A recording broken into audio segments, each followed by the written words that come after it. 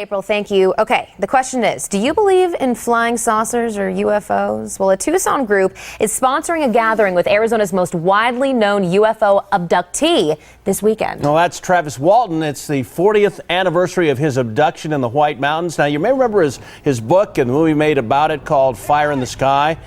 Kind of scary. Yeah. It was a close encounter of the worst kind, and well, that's changed his life. I wished I'd have stayed in the truck. It derailed my life, and I wish I could have it back. Well, KGUN 9 talked with Travis a few years ago and has feelings about that encounter. His feelings apparently are now changing. Welcome, my friends. Welcome to another Paranormal Highway. Today, we're going to be discussing a person that, growing up, you kind of either believe it or you don't. And there's a reason why I'm bringing up this person this week. I'm bringing up Travis Walton. Because the person I'm bringing up just had an interview with Travis Walton.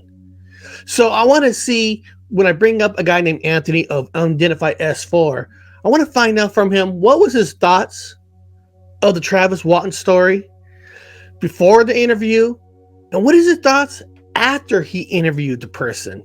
Did it change? Did he learn something new?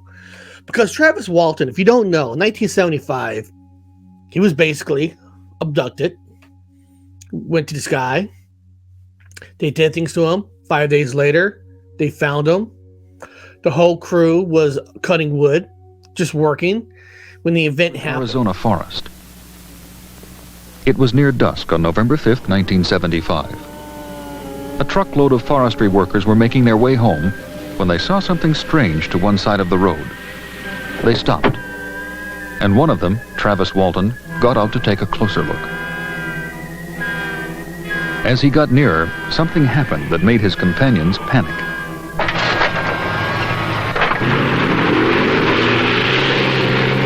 It was hovering up here, just below the tops of the trees, and it was about 25 feet in diameter.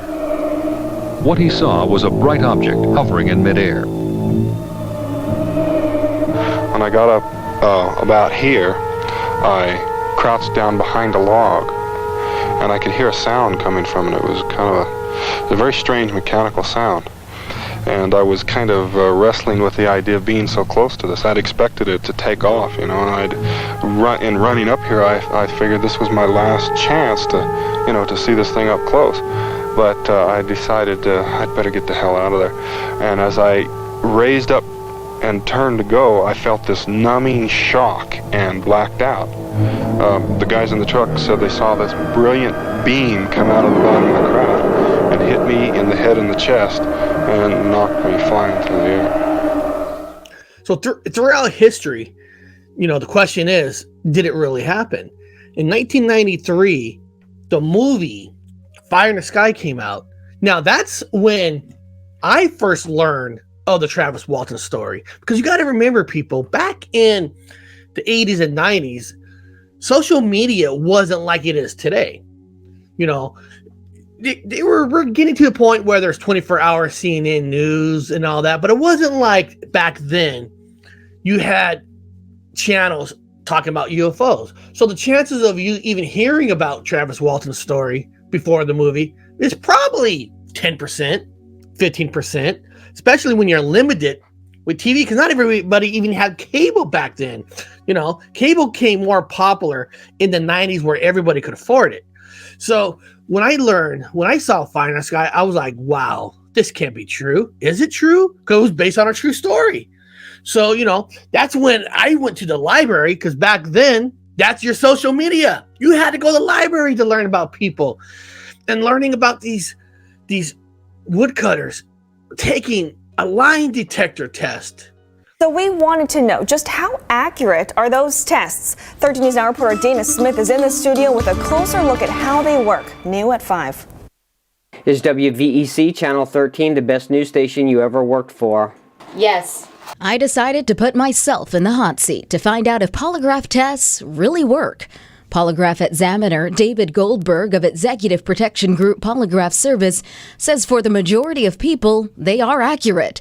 But it all boils down to who the examiner is and the type of questions asked, so you don't get a false pass or a false fail. They do work, and they're about 98 to 99% accurate.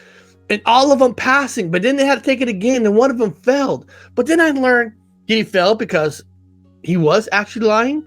No, I learned that a piece of equipment fell off his finger. So it wasn't that he failed because of the questioning. He failed because a technical issue with the machine. And then I started studying, because you hear it from people all the time. Well, it's easy to pass a lie detector test. Really? It is? You know, you look up statistics, it's not that easy to pass a lie detector test. I mean, you got to be a complete believer in your lie to pass it.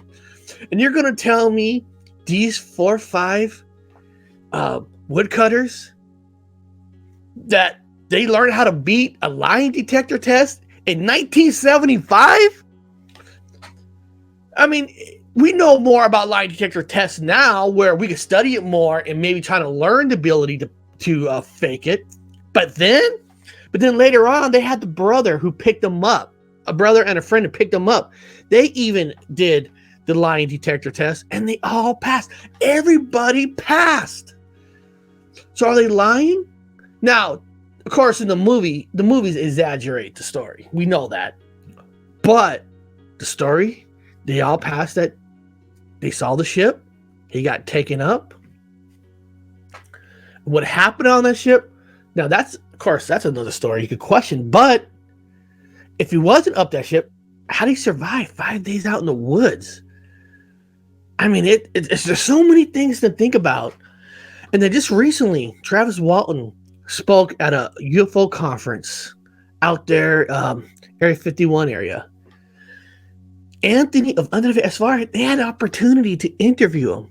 And now, guys, I'll put the interview link in the description, and of course, I'll have it on top of the YouTube when you see the little gray bar of their complete interview. So I'm gonna bring up Anthony, because he just recently interviewed Travis Walton, because we recently had a talk on my show on Identified as For a couple weeks ago. We were having a discussion about you had gone back to the forest many years later, and I believe it was mentioned that a tree core sample was taken from where the craft was hovering over. Would you happen to know whatever happened to those tree core samples that you guys had taken? Well, I had some of them at my house. Oh, wow, really? Yeah. So what exactly happened to the tree? The portion of it had like a sporadic growth in the area that there was an abrupt increase in the thickness of the growth rings from that point forward. And so it was a lasting effect. You only get one ring per year, right? But accelerated or thickened growth rings went on for quite some time after the initial proximity of the craft to that. Wow. That's actually corroborated by Tom Reed's Berkshire UFO encounter, where the corn where the object was near grew to over 2 feet long. The actual ears of corn. Wow, yeah. Well, the accelerated growth in the case of these trees was surprising, or let's say counterintuitive, because you would expect radiation to just kill any sort of living thing. But there's research online showing that that's not the case. Even in the case of the Chernobyl accident, there was some accelerated growth. Yeah. As of right now, I'm a believer. Now, I'm going to listen to him. If maybe my thoughts will change, I don't know. But the first question I want to ask Anthony is, before you interview Travis Walton, what was your thoughts of Travis Walton? And then after you interview him, did it change? Did it stay the same? So tell us, what do you think about the Travis Walton story? I mean, like anyone else, when you first hear a story like that, you're a little on the fence till all the details come in, right? But having my own UFO experience, the way he told the story, it felt like he was being truthful from the get. Now, granted, he could be misremembering some details, or not have everything narrowed down 100% because of the sheer amount of fear that went through the whole situation. And when you're very frightened and you're in an emotional state like that, you're going to misremember some things. But I think he was very honest. And when I spoke to him, I mean, I could just read him that everything he was saying seemed truthful to me. And I'm a trained observer, so. But was your thoughts differently before than after you interview him? Did it change? Like I said, prior to meeting Travis, I thought the story. I thought the story was true this whole time. I didn't know how much of it was 100% true, but like I said, after speaking with him, pretty much everything he told me seemed on point. So I was a believer then. I'm a believer now. Yeah, because now you yourself been a police officer. When you get when somebody takes the lie detector test, this is the polygraph test, lie detector test, polygraph. I always hear people, well, you can beat those, but percentage wise of what you know, are they really truly? Can they be easily beat? No, they cannot. You have to believe your lie 110%. You have to keep your heart rate at a consistent pace while you're lying, which is very difficult. I don't know. You would have to be a trained BS artist to get through that. It can be done. I mean, Central Intelligence agents and spies do it all the time. But for a regular person like Travis, I can't see him beating that test, especially with a seasoned, veteran doing the polygraph test. Well, let's say somehow he did. But what would be the percentage of all the rest of them to pass it? You know what I mean? I mean, if you got one person, it wouldn't happen. Not with that crew. I don't know if there's any not evidence, but anything that came out and said, yeah, these 5-6 people actually somehow beat the test. But they're probably, like you said, there are people who have. But what are the chances all those people got together? You have a better chance of hitting the lottery, walking out with your lottery check, and then getting struck by lightning right after you hit the lotto. I mean, that's what the odds would be. How does to get a little bit more in depth, like how does, because this is the key evidence of this whole thing, in my opinion, is the lie detector test, the polygraph test. Does it read like when somebody asks you a question? Is it reading how your body is reacting to the question? How does it? Do you know how does it really work to try to determine that you're lying or telling the truth? Now we're going to run a few tests. This is a simple lie detector. I'll ask you a few yes or no questions, and you just answer truthfully. Do you understand? Yes. Yeah, a polygraph test measures and records the physical response of the subject, while he or she answers a series of questions. So you're strapped in with a harness across your chest. You have a cuff on your bicep. It's reading your blood pressure rating and any movements that your body is taking. And then careful analysis. The psychologist will pay attention to your responses, and he'll mark them down as the machine is reading your body language, your blood pressure movements. And if I remember right from studies, that's why in the beginning they kind of ask some simple questions like, "Is this your name?" Basic questions. Just see how you read truth and how you read false. Yeah, just to make sure how you're answering it. The baseline questions they're called. Oh, I didn't know the actual name of it. And then if I heard the story correctly, the one who actually did end up failing the one time was because what I've learned from the shock doc, and you might hear differently, that one of the straps on him actually came off. So one of the guys who failed, I can't remember the name, who failed it was a technicality, wasn't failed because of a question. And then he took it again without any technicality, and he passed it the second time. I did not know that. 5 of the 6 men passed the lie detector test outright. Only Alan Dallas's test comes back as inconclusive. Alan actually passed the first 2 run-throughs of his test. He was inconclusive because he pulled himself loose from the machine in the last run-through.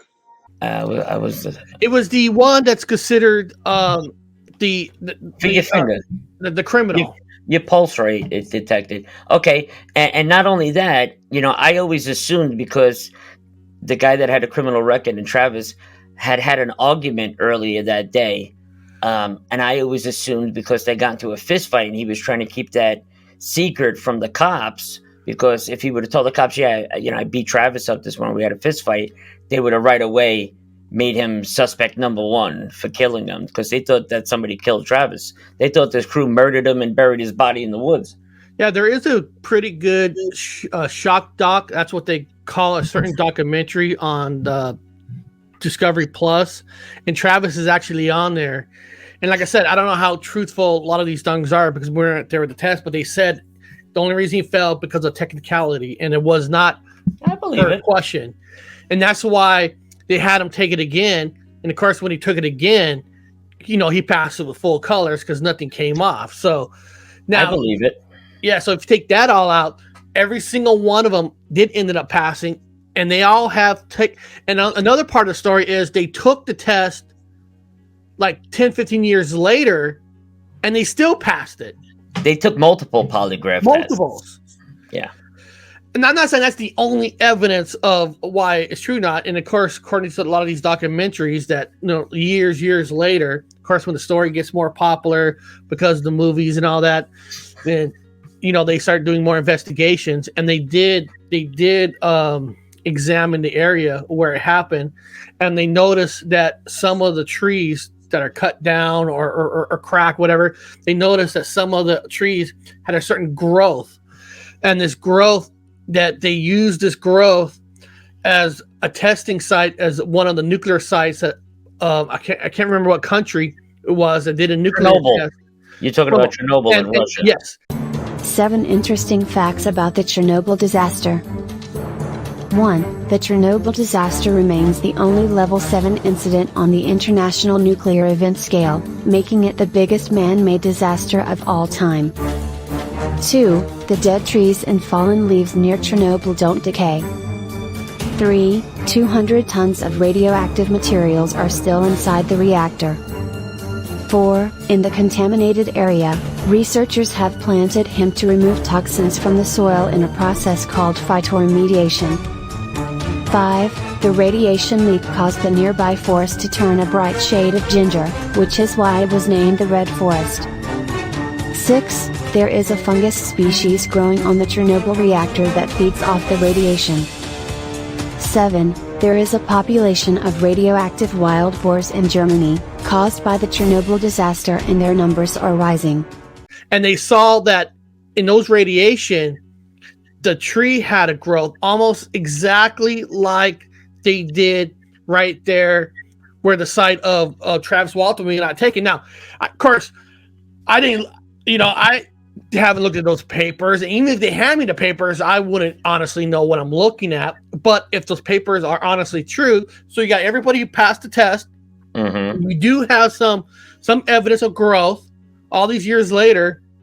I mean, I don't know, man. What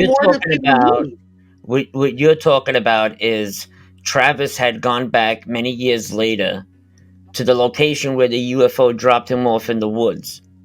And before that UFO took off, it was hovering around a group of trees. And he went back many years later and took core samples from the trees where that UFO that dropped him off was hovering. And those trees had accelerated growth rates. Tree rings, when you cut them down and count the rings, those rings grow 1 inch per year. Well, these rings had grown like 10, 15 times the amount in every single year since that incident had happened, due to the sheer amount of radiation that craft was dumping into the atmosphere next to those trees. So that's another big indicator for me that something really did happen there. Yeah. That was radiation wise, and it was the equivalent of what had happened at Chernobyl in Russia. And then the only part, not a twist of the story, the part when he explains when he was on the inside, seeing these things, doing whatever they're doing, but later on in the story on the ship, he sees a thing standing with a suit on, and when he's walking down this tunnel, the people that he sees are looking human inside of a suit. The humans, and it just makes you wonder. I mean, I don't know how crazy this is. Could it possibly be? You got taken up, but the ship was an American-made, some kind of a ship, new experimental. No. And they took him to experiment. I mean, I'm just trying to think of outside the box, but what if it's not that? Could it be this? Why couldn't it be some kind of a secret? Here's what had happened. He got blasted with that beam of light. That beam of light, he believes, tore him apart. When he was brought up on the craft for examination, the beings that had him at that time could not allegedly put him back together again. A second group came in and made contact, took Travis, put him aboard a second craft where those beings were like the Nordic Palladian looking beings, blonde hair, very human looking. They took him and put him back together again. And after a few days on board that craft where he had the opportunity to heal, he was released. So if it wasn't for the second ship, he probably just would have been dead, on that ship. So that is so interesting. Yeah. It was, I'm just trying to make connection. Like, okay, well, if it's not an alien abduction, then what else could it be? I didn't regain consciousness very quickly. I was very groggy and in a lot of pain. But when I could finally focus my eyes, I saw these creatures standing over me, which just flipped me out immediately. I was pretty hysterical. I was screaming all kinds of things at them, and they started towards me. And I grabbed a thing off of the table there and lashed out at them, and they stopped. They just kind of put their hands out like that at me, and then they just turned around and left the room. And I was afraid they'd come back, so I was going to try to find a way out of there. I guess I kind of assumed I was still, or that the craft was still here in the woods. But I went looking for a way out. I went into another room, and as I was looking for a way out, another being came in, and this was a very human-appearing person. He led me out of this craft, which appeared to be parked inside of a larger building or a larger craft. He just took me right out of there, down a hallway to a room where there were some other people who looked like him. They put this mask over my face. It was kind of like an oxygen mask thing. There was no hose connected to it. They put it over my face, and that was the last thing I knew. I just blacked out. He and I literally spoke about that. He and I spoke about that whole situation that we just discussed. About the Nordic-looking aliens, the other aliens, why he ended up on his second craft, what happened, and that's the story right out of his mouth that he gave me. And then I try to think about the times. In 1975, compared to now, I mean, there's a lot of reasons to hoax things because there's a lot more chances of things to get viral. I mean, there's so many social medias to get chances of viral. TikTok, YouTube, Facebook. You have and you got so many different news channels from all around the world you have access to. Now, in 1975, almost nobody had cable. That's like a rich man's toy. You only have local news channels on local TV that's only maybe an hour a day at night, and maybe as a kid there's only 4 or 5 channels. So how would you make your money back? I'm thinking, if you're in 1975, if you were going to hoax this because you want to make it huge, what would be the chances of trying to make it huge? I mean, a book is not guaranteed you even get a book. I'm not saying that's the main reason why you hoax, you don't hoax. I'm not trying to say that's evidence or not evidence, but you do got to look at the times. I mean, the only thing I could try to compare it to is listen, Amityville Horror came later on. And that's a haunted house. That's different. Paranormal is probably a little bit more popular than UFOs. There's Betty, the Betty story. And I'm trying to think, well, did they, by any chance, make some money? No, I'm just trying to think of if they did try to falsify, what before them would even give them an idea that this could work. Because getting out of people say that, well, you try to get out of a contract because they didn't have enough time to finish the wood. Yeah, but try to get out of a contract saying you're seeing a UFO, that's a ballsy chance itself too. But these guys were loggers. That's what they did for a living, all right? And his best friend Mike had the contract. He wouldn't try to screw him over that. They would never get a job for the state again. Yes. It's not plausible. And if they had concocted this story to be a fabrication to make money, where's the rest of the crew? Why aren't they out on the circuit making the UFO grift bucks with him? It's just Travis telling the story. The other guys don't even want to be involved. So if he's making all this money, Travis, telling this story, don't you think everybody else that was involved would want some of that money if it was a hoax? Yeah.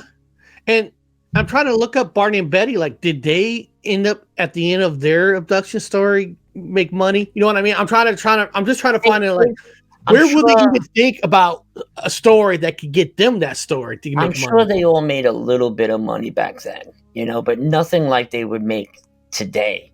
When Travis goes to do one of these UFO conferences, what does he get? $2,000 plus room, board, plane ticket and whatever else for the conference.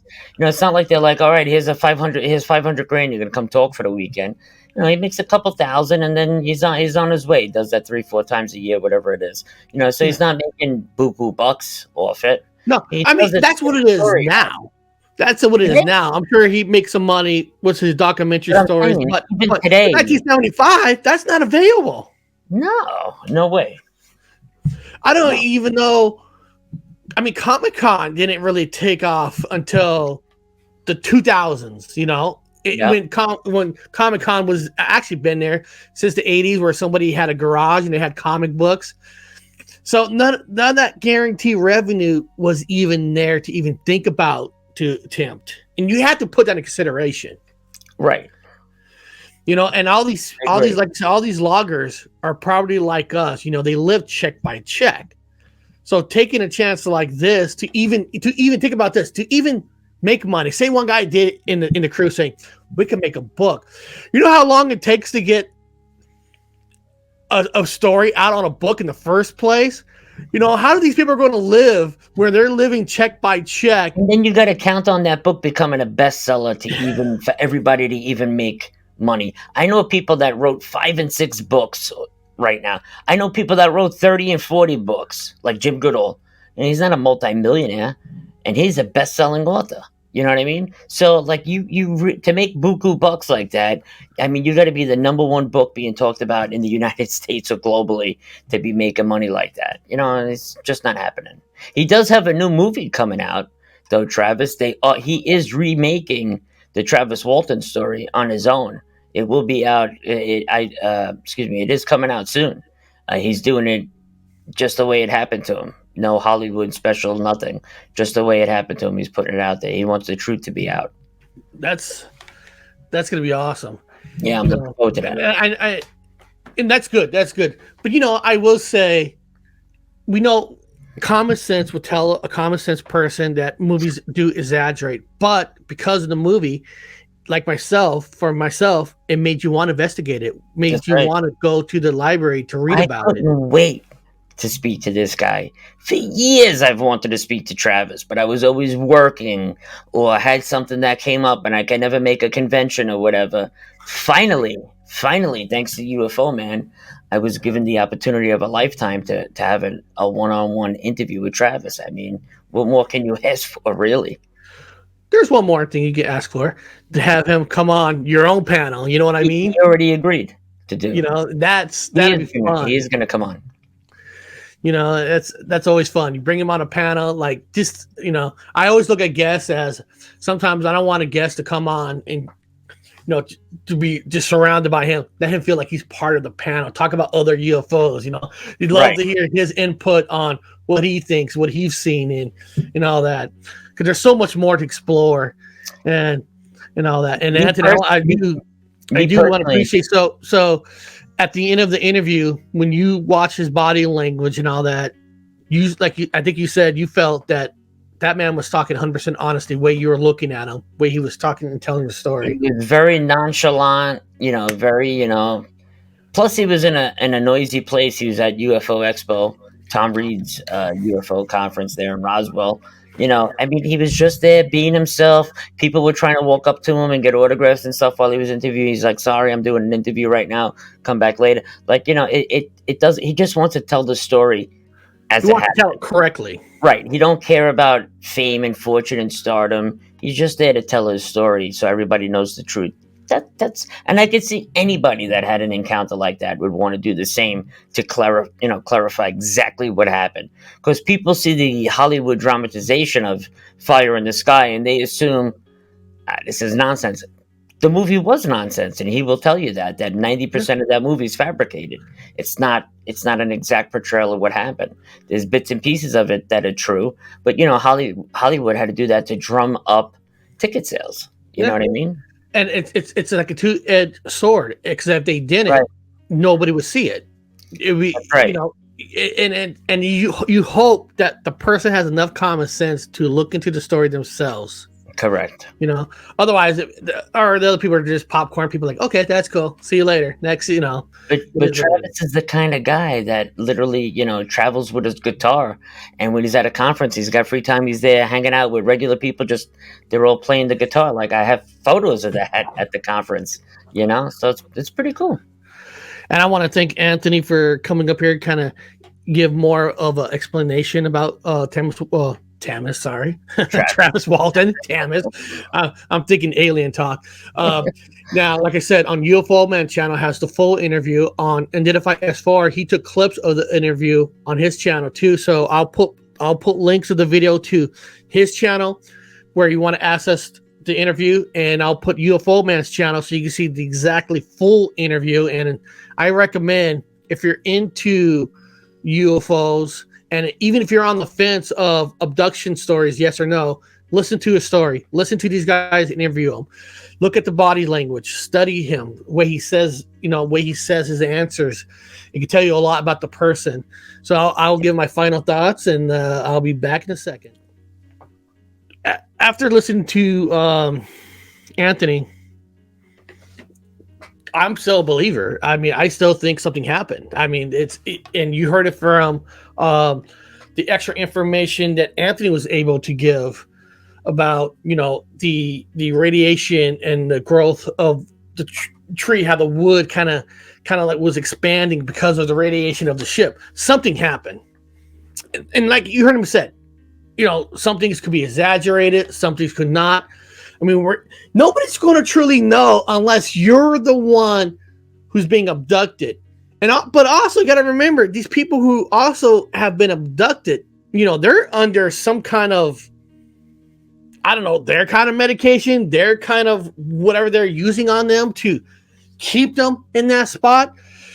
It's just like you're going into the hospital and you're going under the knife. They pump in medication into you so you don't feel the pain as much. You come out of a surgery, you're groggy, and it takes time to come out and piece the stories back together when you go into that kind of a trauma.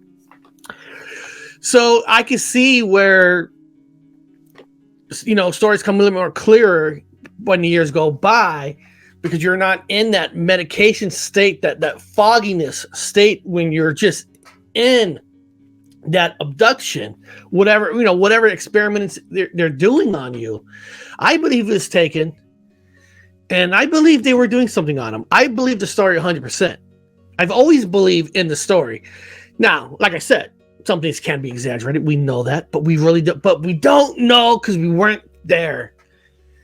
And people like Anthony themselves who have had the similar experience, of course, they're going to understand it more than way we can ever can. Because we, hopefully hopefully you don't get yourself abducted, because I can't see how that will be a positive experience for anybody to go through a process like that.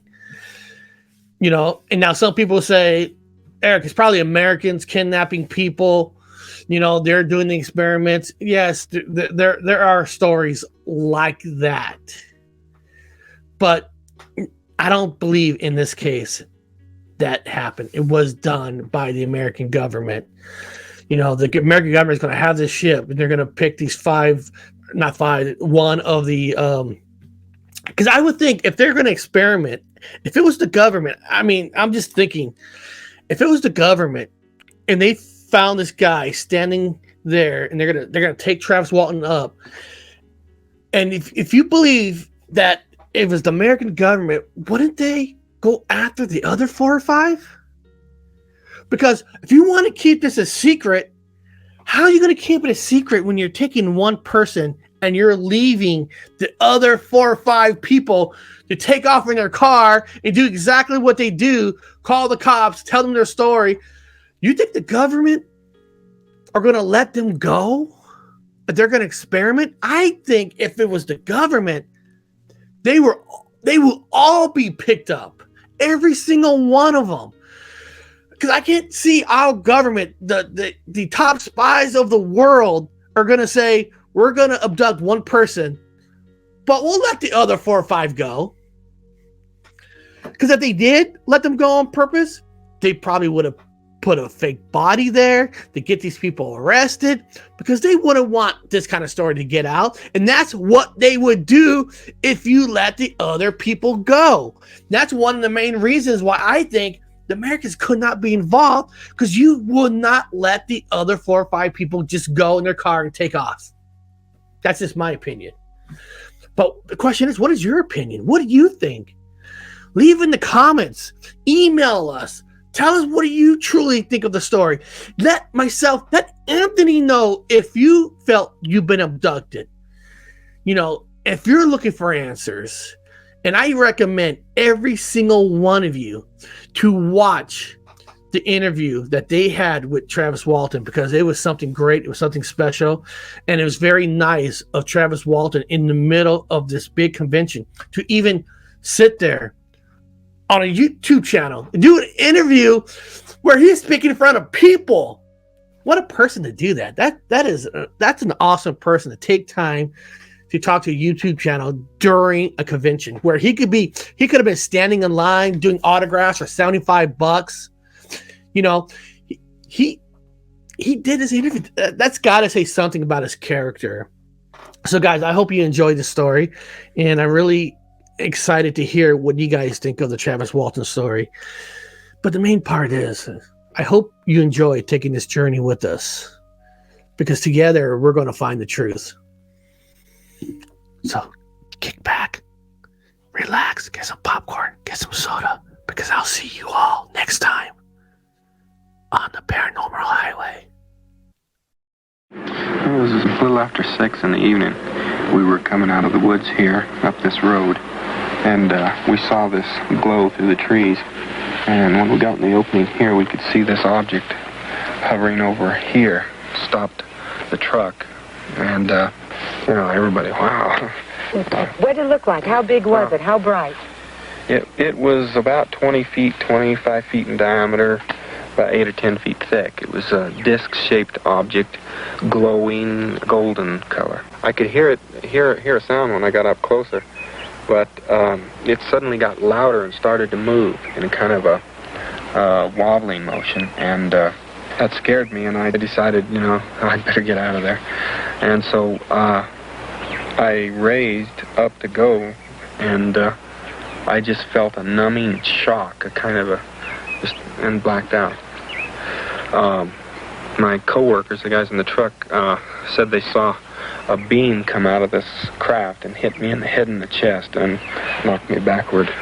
The next thing I knew, I was regaining consciousness, apparently inside the craft, and I was in a great deal of pain. I didn't just come to right, snap to.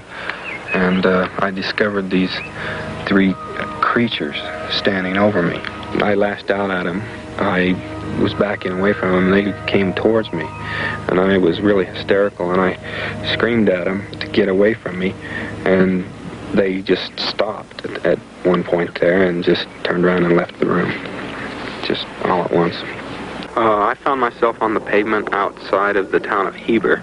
I was laying beside the road, and when I looked up, I saw a craft hovering above the road there, and then it just shot straight up out of sight. Well, if they had evidence, more conclusive than what I, am able to gather from what happened to me, then I would be willing to accept it. It's just that I accept the beings in a craft explanation because it just works better, it fits better. It's so much, it's obvious that that's what it was to me. He spent 5 days on a UFO, he thinks. Now, there is some small time loss in there, but for all intent and purposes, he spent 5 days on there. He did come in contact with some beings that are human-like, but they weren't humans, and he had quite an experience. He said he doesn't remember anything about a blue light in the first encounter last Wednesday. The blue light that they saw, he said, at that instant, felt like he got hit in the forehead with a baseball bat, and it knocked him out. And he woke up, he was aboard one of the craft. And they never spoke to him. They led him around by the hand. They wouldn't talk to him. They showed him this and that, and when they let him off, he woke up. Did he say they were friendly creatures? Smiled all the time, friendly, never harmed him. They were just as nice as they could be, but there was a total lack of communication, either verbal or mental. And he said that's what made him so upset, that he couldn't speak with them. That's what he was very, very disgusted about, that, nervous and just plain disgust, the chance of a lifetime, and they wouldn't cooperate. Obviously, Dwayne, you know your own brother probably better than anybody else. Do you believe the story? I've never seen him play a practical joke in his adult life.